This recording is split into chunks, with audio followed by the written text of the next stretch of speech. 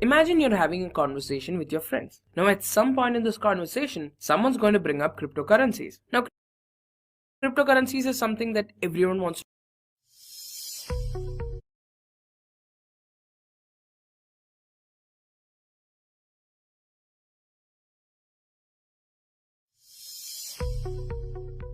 Imagine you're having a conversation with your friends. Now at some point in this conversation, someone's going to bring up cryptocurrencies. Now cryptocurrencies is something that everyone wants to talk about, but no one really knows how they work. So today I'm going to fix that. I'm Rahul from Simply Learn, and this is Cryptocurrency Explained. Since man evolved, currency has been a very important part of our lives. In the caveman era, they used the barter system. Now the barter system involves goods and services being exchanged among each other.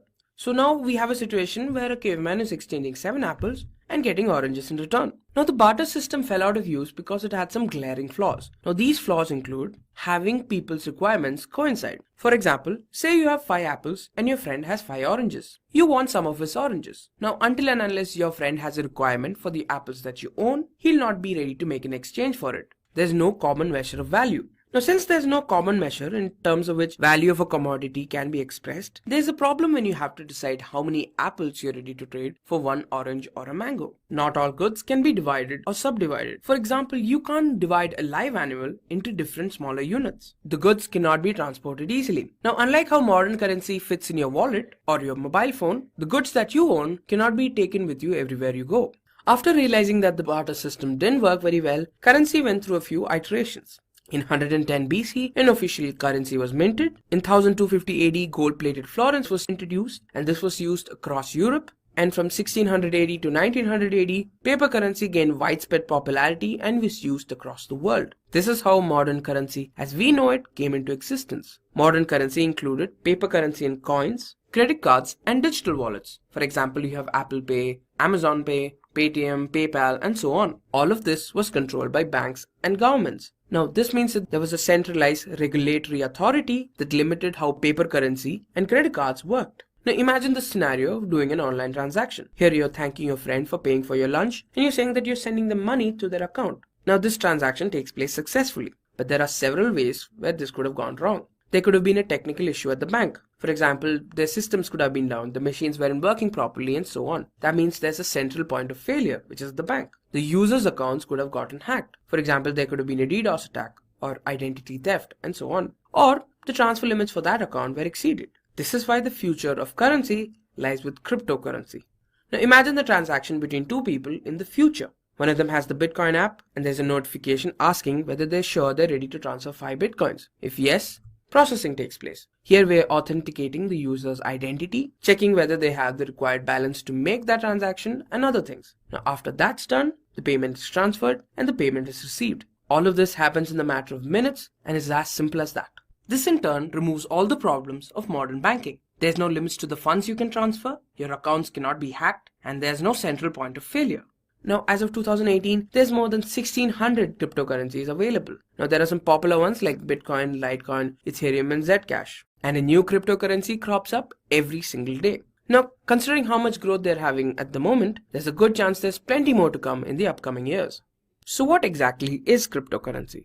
A cryptocurrency is a digital or virtual currency that is meant to be a medium of exchange. Now, cryptocurrency is quite similar to real-world currency, just that it does not have any physical embodiment. It also uses cryptography to work the way it does. Now, some of the features of cryptocurrency are that there's a limit to how many units can exist. With Bitcoin, this limit exists at 21 million. Now, after this, no more Bitcoins will be produced. You can easily verify the transfer of funds. Now, the hashing algorithms that Bitcoin uses makes it very easy for users to determine whether a transaction is valid or not. They operate independent of a bank or a central authority. They work in a decentralized manner. Now, new units can be added only after certain conditions are met. For example, for Bitcoin, only after a block has been added to the blockchain will the miner be rewarded with Bitcoins. And this is the only way new Bitcoins can be generated. So what makes cryptocurrency so special? Firstly, there's little to no transaction costs. Now, if you use the digital wallet, you'll know that if you're transferring money from your wallet to your bank account, you'll lose some amount of money.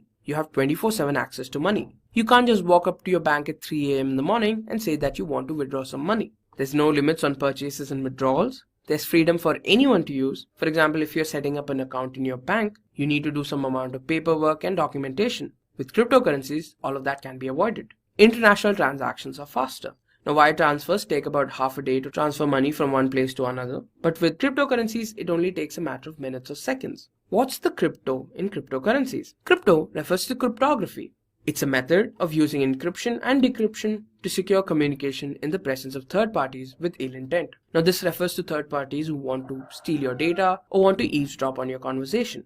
Cryptography uses computational algorithms like SHA-256, which is the hashing algorithm that Bitcoin uses, a public key, which is like a digital identity of the user, which he shares with everyone, and a private key, which is the digital signature of the user, which he keeps hidden. Now let's talk about a normal Bitcoin transaction. First, you have the transaction details. Now this details who you want to send it to and how much Bitcoins you want to send them. Then it's passed through a hashing algorithm. For Bitcoin, we use the SHA-256 algorithm. The output that you obtain is passed through a signature algorithm with the user's private key. Now this is used to uniquely identify the user. This output is then distributed across the network for people to verify. This is done by using the sender's public key. The people who verify the transaction to check whether it's valid or not are known as miners. Now after this is done, the transaction and several others are added to the blockchain where it cannot be changed again. If the concepts of hashing seem a little difficult to you, I would suggest you click on the top right corner and watch the blockchain explain video so that you can understand better.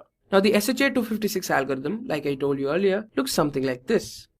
Now seeing how complicated it looks, I'm sure it's safe to say that the encryption is very difficult to hack. Today we'll be focusing on two major cryptocurrencies, Bitcoin and Ether. Now Bitcoin is a digital currency that is decentralized and works on the blockchain technology. It uses a peer-to-peer network to perform transactions. Let's talk about Ether. Ether is a currency that's accepted in the Ethereum network. Now, the Ethereum network uses blockchain technology to create an open source platform for building and deploying decentralized applications. Now, let's talk about the similarities between Bitcoin and Ether. They're the biggest and most valuable cryptocurrencies in the market right now. Both of them use blockchain technology, but there's nothing but a technology that involves transactions being added to a container called block and creating a chain of blocks in which data cannot be altered. Currency is mined using a method called proof of work, which is a form of mathematical puzzle that needs to be solved before a block can be added to the blockchain. Finally, these are widely used across the world. Now, let's talk about the differences. With Bitcoin, it is used to send money to someone. This is very similar to how real-life currency works. With Ether, it is used as a currency within the Ethereum network, although it can be used for real-life transactions as well. Bitcoin transactions are manual, which means you have to personally perform these transactions. With Ether, you have the option to make these transactions manual or automatic or programmable, which means that these transactions will take place when a certain condition has been met. For Bitcoin, it takes 10 minutes to perform a transaction, which is the amount of time it takes for a block to be added to the blockchain. With Ether, it takes about 20 seconds to do a transaction. Now, blockchain is used like money for real-world transactions, and Ether is used to power the Ethereum network and power real-life transactions as well. Ether is used as fuel within the Ethereum network to power both of these things. Now, there's a limit to how many Bitcoins can exist, which is 21 million. We're supposed to hit this number by the year 2140.